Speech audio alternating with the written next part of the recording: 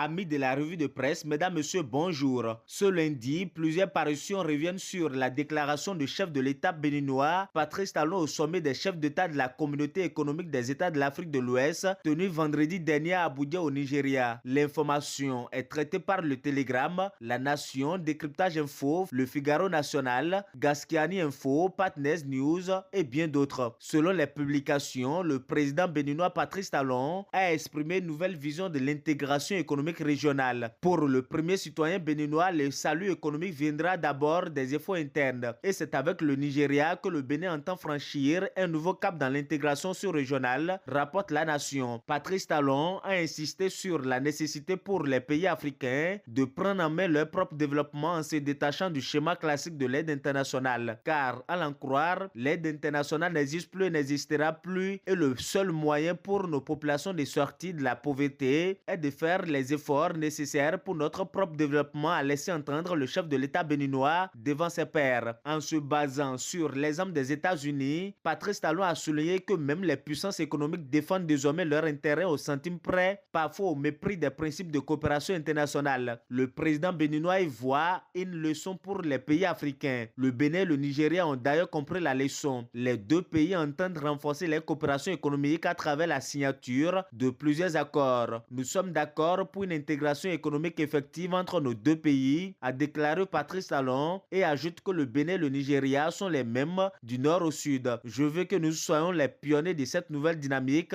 a-t-il conclu. En politique, les journaux tels que le Télégramme, le Figaro National et Partners News rapportent la suspension de Gracien Awamenou de la direction exécutive nationale de l'Union progressiste Le Renouveau. L'information a été rendue publique le 18 juin 2025 par le biais d'un communiqué signé du président de l'UP Le Renouveau, Joseph Diogbenou. Selon la note relayée par les parutions, Gracien Awamenou, membre influent de la direction exécutive nationale et issu de la fusion entre le PRD et l'UP, est mis à l'écart à titre conservatoire. Plusieurs faits reprochés à l'intéressé justifient cette décision. Outre des propos publics considérés comme une atteinte à l'honneur du parti, Gracien Awamenou est accusé de contribuer à revendiquer son appartenance au PRD, alors même que cette formation a été officiellement intégrée à l'UPR lors de la fusion. Ces agissements contreviendraient au statut du parti, notamment à l'article 41 qui enjoint à tout membre de défendre l'image du groupe et d'éviter tout comportement préjudiciable à sa cohésion. Suspension provisoire de Gracien Laurent Awamenou, Diogbenou précipite-t-il le retrait du PRD de l'Union progressiste Le Renouveau, cherche à savoir Partners News.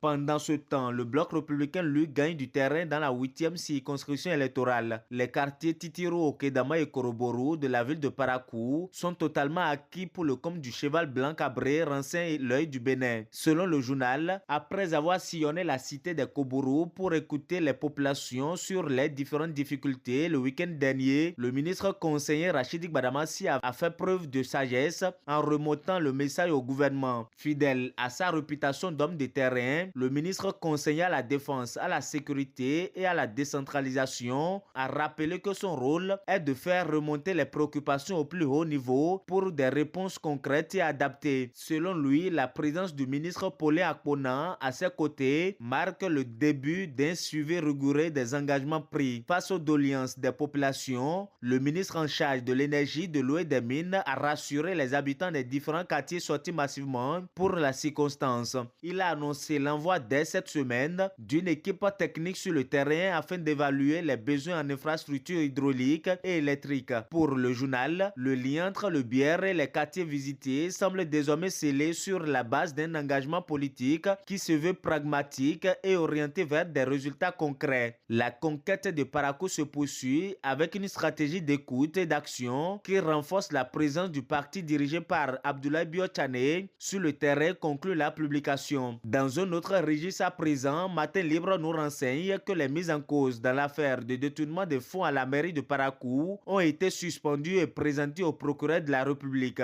Résolument engagé dans l'assainissement de l'administration communale, le secrétaire exécutif de la mairie de Parakou, Jacinthe Legbede, a commandité un audit interne à la suite de constats d'irrégularité relevés dans la gestion des tasses de chargement de bus. Les résultats ont révélé un présumé détournement de plus de 7 millions de francs CFA, dont 5 millions avaient disparu des caisses municipales. L'audit, qui a été mené par la direction des affaires administratives et financières, financière de la mairie de Parakou fait référence à la période d'octobre 2024 à mai 2025. Il a ciblé les opérations de collecte de la taxe de chargement de bus fixée à 5 000 francs CFA par opération au sein de la régie des recettes de la mairie ainsi que de la trésorerie communale. Leurs conclusions font état de ce que 7 520 000 francs CFA de taxes ont été collectés, mais seuls 2 715 000 francs CFA ont été effectivement reversés, renseigne la publication. La différence des fonds est introuvable. Au niveau des anomalies constatées, 10 carnets de tickets de taxes manquent au stock physique de la trésorerie, bien qu'ils figurent comme utilisés dans les fiches de collecteurs. Les valeurs cumulées, 5 millions de francs CFA. Face à ce constat de détournement, le secrétaire exécutif Yacine Télégbédé a pris ses responsabilités en suspendant les mises en cause et a transmis le dossier à la justice. Les mises en cause sont passées aux aveux, ont reconnu les faits et procédé au remboursement intégral de la somme détournée, soit 5 millions de francs CFA, après une première avance de 2 520 000 francs CFA récupérés contre décharge par le trésorier communal. Ils ont ensuite été présentés au procureur de la République afin de répondre pénalement de leurs actes. Amis de la revue de presse, mesdames, messieurs, ainsi va l'actualité, telle que vue et traitée par les journaux ce lundi. Merci de m'avoir suivi. À demain.